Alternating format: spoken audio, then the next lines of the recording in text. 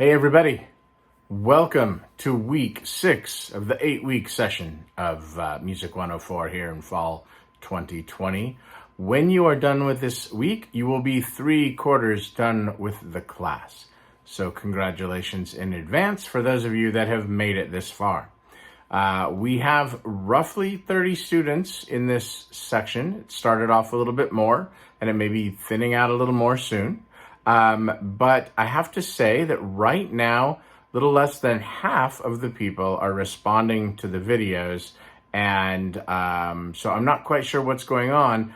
I know that I keep bringing this up, and I'm sorry that I keep bringing it up, and I'll try not to do it anymore. And I know that bringing it up to you probably doesn't help a whole lot because the folks that should be watching it aren't. So I don't know. I'm just... I'm trying because I know that there's some in the class that are struggling, and I think that watching the welcome video would help. But that's neither here nor there. Those of you that are watching, thank you. I appreciate it, especially in this week of gratitude, right? Can you believe we've got Thanksgiving coming up? We're already there. This pandemic's already still going on. What crazy times, and they seem to just be getting crazier. I don't know. What a year it's been, right? Anyways, I'm glad you're watching, and I'm glad you're here, and I'm grateful for you. I have no qualms with saying that because I love teaching this class. I love music. Hopefully that's obvious, and I just want everybody to do the best they can do and understand as much as they can. And my big goal when you walk out of this is that maybe there's a band or a genre or something that you like that you didn't know about or didn't know that you liked before. Even if it's names that you've heard but maybe you weren't super familiar with. The Beatles, Elvis, Bob Dylan, Jimi Hendrix, whomever, right? Somebody that you're like, wow, I only heard the name, but now I know a little bit more. And so that's kind of my big hope.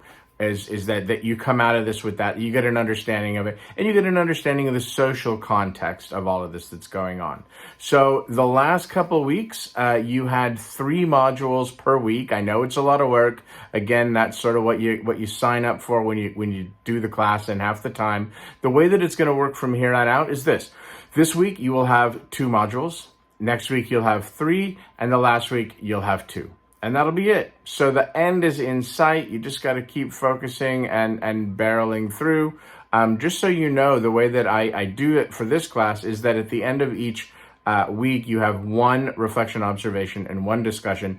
The students that are taking this class for the full 16 weeks, they have 1 at the end of every module. So sometimes they have 2 a week. So, anything that's worth it is work, right? That's just kind of how it goes. So I'm glad that you're doing this. This week's going to be a little bit of an interesting combination. It's just the way things break down. Remember that we've talked about how when you get into the 60s, that rock music starts to splinter off into all these fragments. And so you learned about folk rock, and you learned about country rock, and you learned about jazz rock. And this week, you're going to learn about progressive rock. And progressive rock is where you have artists that are bringing in influences from the classical or avant-garde side of things. So classical, you probably know the term, and you maybe think Bach, Beethoven, Mozart, things like that. And so what you have, and the way the book breaks this down, is you have bands that are influenced by orchestral music. And a great example of that you'll hear is the Moody Blues, Nights in White Satin.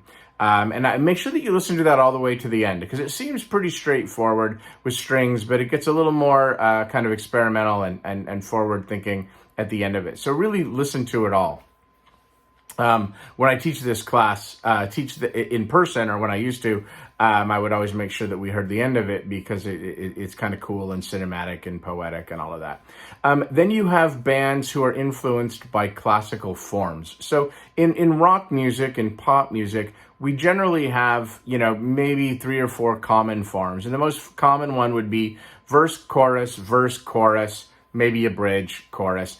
And I think I may have mentioned a little bit before, but with in songs, a verse is the part that tells the story, that moves the action forward. The chorus is the main idea, and then a bridge sometimes is a different outside perspective.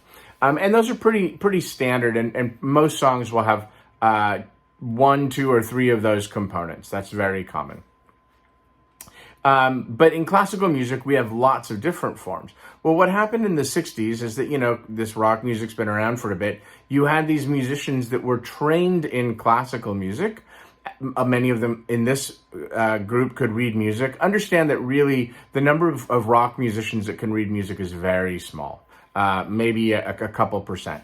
But in progressive rock, where you have these music students, you have more. And so they've maybe studied classical music. This is one of the places where you'll get a lot more keyboardists, piano players, organ players, not just in the rock style, like maybe you'd get Jerry Lee Lewis or Fats Domino, but more like on the classical kind of influences and style.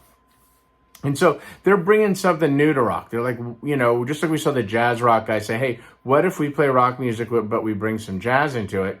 The progressive rock, you have these people who say, well, what if we sort of use rock as our foundation, but we change the forms, or we do versions of classical repertoire? So you'll hear King Crimson, you'll hear Genesis, yes, and you'll hear Emerson, Lake and Palmer, and they're really well known for taking pretty much straight up classical pieces and turning them into rock pieces in the 60s and early 70s. So you're going to hear that, and then you're going to hear bands that are influenced by avant-garde trends. Now, you may not know the term avant-garde. It's actually a French military term that means advance guard, and so it would be the folks out at the very front, right, that are breaking down the barriers and stuff. If you're in the military, you don't really want to be in that place. But in the art world, avant-garde, whether it's visual arts or music or whatever, it means people that are experimenting and they're out on the cutting edge, pushing ideas. Sometimes in the tech world, you may have heard the term bleeding edge. That's even more than the cutting edge, and you can get the idea there.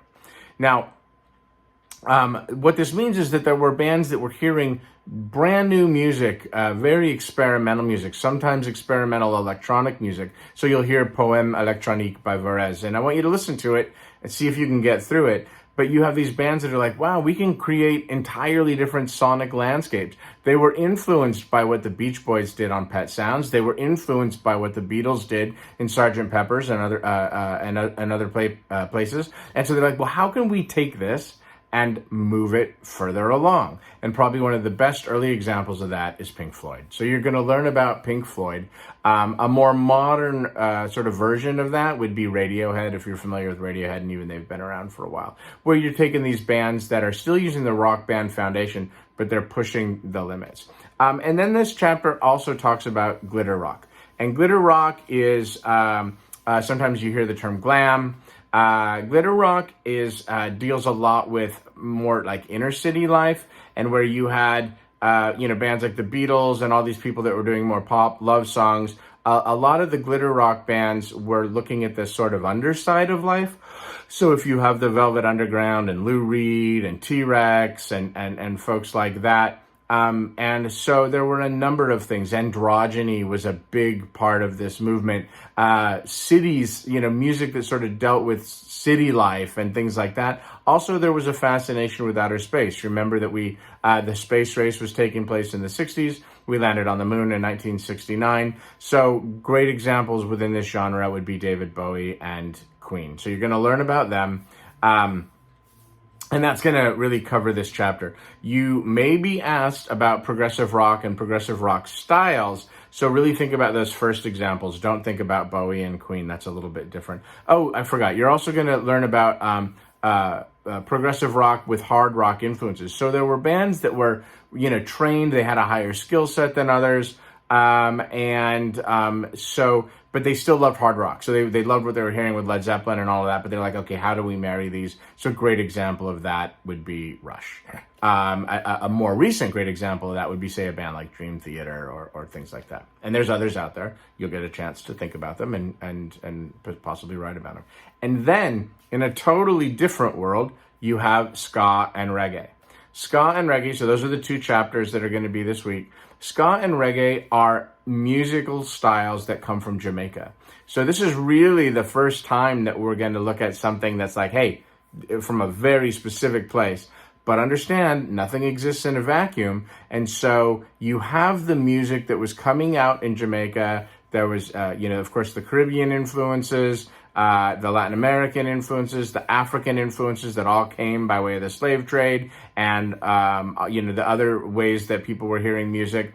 But they also could hear the music from the U.S. They could hear rhythm and blues and soul and all of that. And so that began to influence them. Remember, I mentioned way back in a video about AM radio and how that worked. And so, they could hear the radio from those southern states, from Florida and others by way of Cuba. They could hear that, and there were, Cuban influences as well in the music. So ska preceded reggae. A lot of people don't realize that. If you like more recent ska bands, that's actually the third wave of ska. So ska became popular in the 60s. It became popular in Jamaica, and it became very popular in England, where they have an expatriate Jamaican population. And then it even got some popularity here.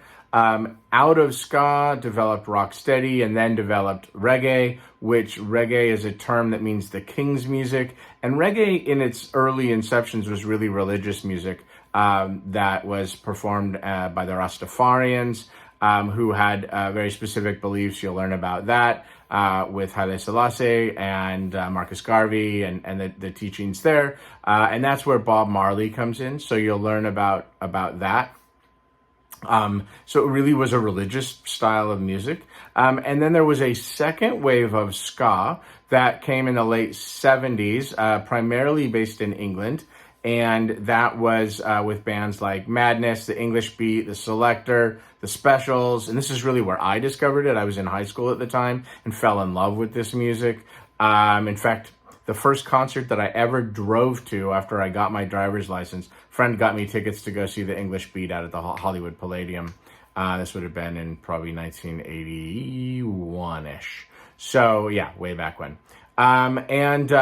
So that was, I didn't know at the time, but that was really the second wave of ska. And in England, there was it became known as the two-tone movement, because it was really working to break down racial divides. And you're going to learn about the political and racial impact of ska and reggae. And then you actually had multi-ethnic bands. I don't know if you've really noticed, but a lot of the bands that we've seen, you don't really see a lot of multi-ethnic bands. You tend to see white bands or black bands. You don't see a whole lot of that. It'll break down, and there are rare exceptions. Bands like Love was that way, but they're few and far between back in the day. But those English bands, particularly the Specials, you had a ska band that had both black and white members, and some of the other ones as well. That was a really big deal. And then later you have a third wave of ska with bands like Real Big Fish, the Mighty Mighty Boss Tones, No Doubt, things like that. They really came out in the third wave of ska. So they were people that grew up hearing the second wave and new wave music and being influenced by that. So that's what you have for the week ahead. So study well. You also have your report due this week. Please, again, understand that, it's due Sunday night, and that is the deadline. So get it done. You can turn it in anytime early, so don't think that you have to rush. You can get it taken care of early if you want. I know this is Thanksgiving week. This is sort of what you get with these online asynchronous classes. So plan properly. Get done the work ahead of time. If you have the time, knock things out early so that you can enjoy your Thanksgiving. If you need to take the day off, we're all, a lot of us are stuck at home anyways. I know with the new rules coming in, things are getting a little more strict. So I really want you to try to focus on things that you are grateful for. Okay? I know it's challenging times. It's rough for all of us in a lot of different ways.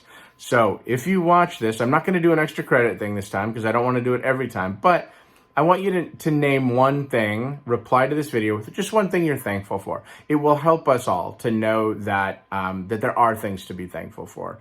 So I'm thankful for you, and I'm thankful for my family, and I'm thankful that I'm able to put food on the table, and I've got a roof over my head, and I'm grateful for music, because sometimes that's the thing that helps us to get where we need to get, right? All right, that's it for now. Take good care, stay healthy. Happy Thanksgiving. Talk to you soon.